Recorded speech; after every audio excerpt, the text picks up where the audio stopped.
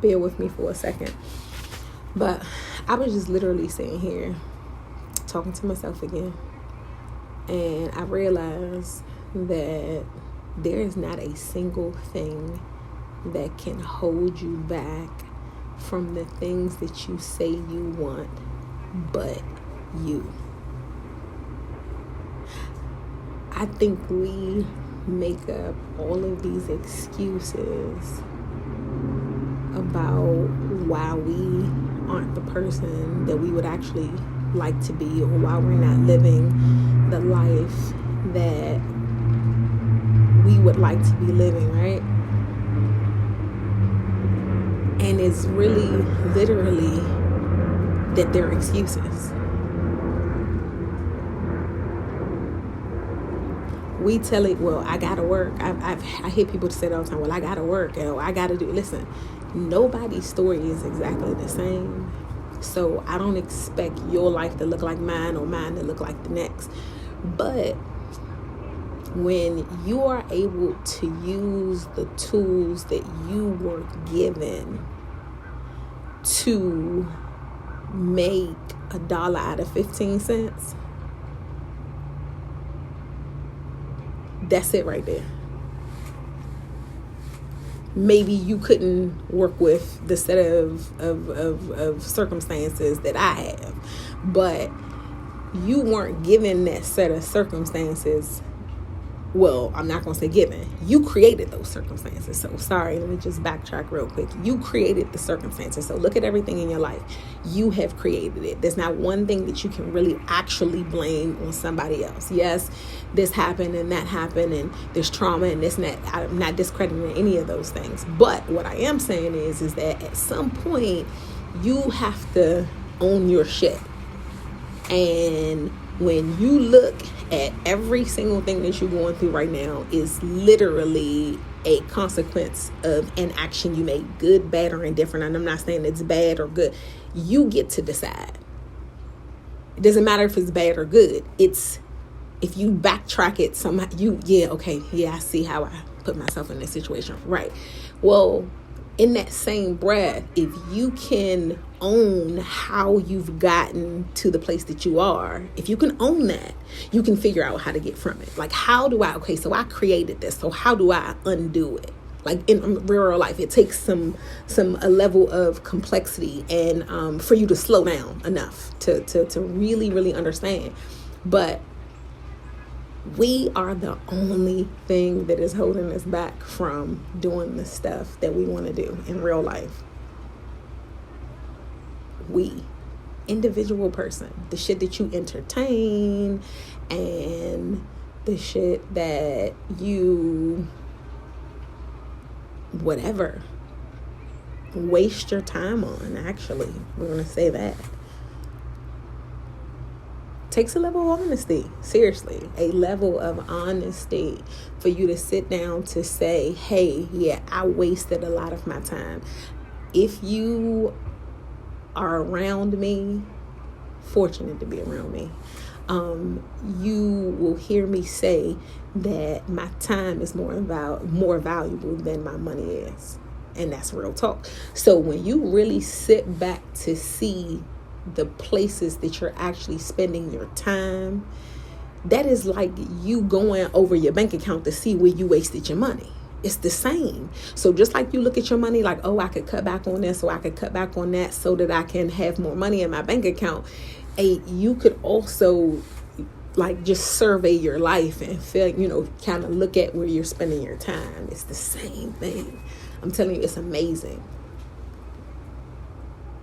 So when you think about all of the stuff that you waste your time on and look at what you could be doing with that time to get to the life that you say that you want, that's it right there. And I only know this because that is the process that I'm in. I do this all the time. I'm not perfect. I do shit. What I want to do. I mean, remember, we get to decide. That's the funniest shit. Like, we get to decide. I get to decide if I'm going to be focused or if I'm going to fuck off. I get to decide. I don't like wasting my time. I don't. Like, I remember, like, when it first started to kind of happen, like, I mean, stuff that I genuinely used to like, I no longer like anymore. Like, it's funny because, like, sitting in the hair salon, I would go in a hair salon and, usually hair salon time, barbershop time is like, oh yeah, you go in there, you talk trash, yeah, I stopped having patience for that. Not even just there was good conversation, there was good company there. It wasn't like some people make it seem like, oh, you too good. Nah, it don't have nothing to do with that. It's all about your focus in that moment. These used to be great times, great conversations for me.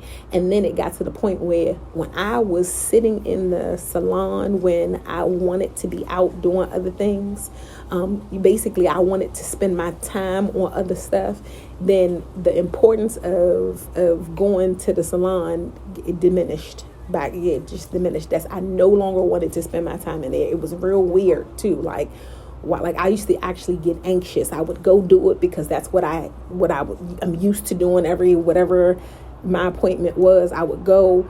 Then it literally got to the point where I was getting anxiety going.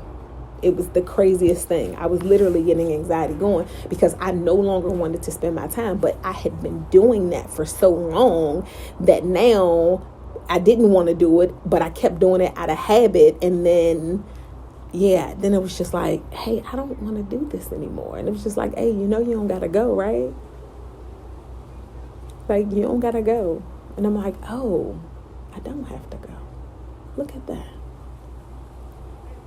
I don't know, maybe it's just me. And I mean, that just might seem simple, but I think that happens a lot in our life, period. So that's, again, us holding us back from the stuff that we would actually really like to be doing. But instead, we're so used to and dare I switch into and say, we're so used to the struggle that we're conditioned to show up for it. I'm tired of showing up for struggle.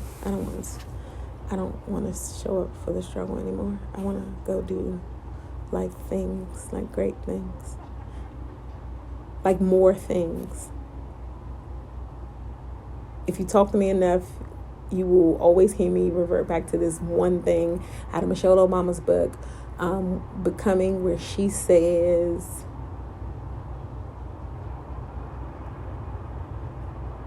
we ask children what they want to be in life as if there is something finite about it. And she talks about all of the things that she has experienced. Some of those are accomplishments for her. Because, see, that's the other thing. Some of this stuff is not even about you. It's about you can accomplish a ton of stuff. That was her point. Like, she's been a lawyer, or this, or that, or da-da-da-da-da. And that's not to say, oh, like, I'm high and mighty. That's not what I got from that. And I'm just interpreting it both ways for people who maybe think a little bit out of the box. They're the same, though. But if I've always wanted to be a flight attendant, and at some point I'm going to go be a flight attendant. Like, literally, when I was trying to figure out, okay, what I'm going to do next, I was like, oh, I'm going to do that. Like, literally going through all of the shit that I always said that I wanted to do. Like, I can fit it in my life. I mean, especially for me, I'm not saying that you don't have responsibilities, because I know some people do, but how do you align your responsibilities with the things that you want to do? There's a way. You just got to figure it out. You know what I'm saying? Whatever that looks like for your life, even if you plan to say, hey, I got a kid going to college in a year, whatever it looks like. But as long as you're moving forward to those things, I mean, I guess we're using our time wisely.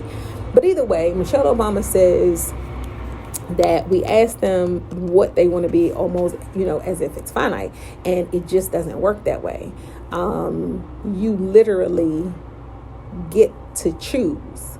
So you just decide. Like, I got a shit ton of stuff on my to-do list. Again, a flight attendant, a this, a that. I wanted to write a book. Hey, I wrote a book. Look at that. Like, I mean, literally just checking stuff off my list. Like, oh, you should go do that. Oh, yeah. And I'm having fun while I'm doing it. I could literally have this conversation all day, but I'll spare you guys. I think you've gotten the gist of it.